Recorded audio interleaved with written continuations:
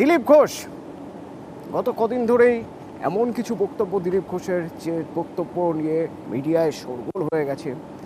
সেই দিলীপ ঘোষ মমতাকে ফলো করেন, অন্তত তার বক্তব্য থেকে তো সেই ইঙ্গিতে মিলছে।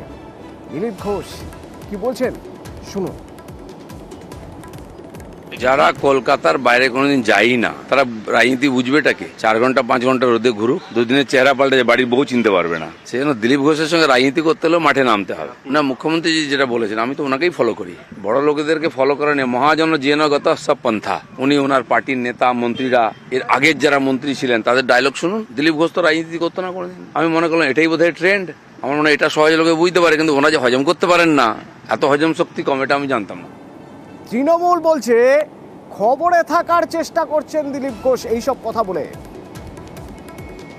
দিলীপ ঘোষকে ছেটে ফেলার যে পরিকল্পনা বিজেপি দেখিয়েছে, সেখানে সংগঠন নেই, যে নতুন জায়গায় গেছে সেখানে আর কি করেন? সকাল বেলায় উঠে তিনি কথা যা কিছু বলেন সেই একই ভঙ্গি একই রকম, যাতে সারাদিন তিনি মিডিয়ায় ভেসে থাকতে পারেন। এটাই তার প্রচার পদ্ধতি, কারণ দলের সংগঠন নেই, তাকে এই রাস্তা নিতে হয়েছে।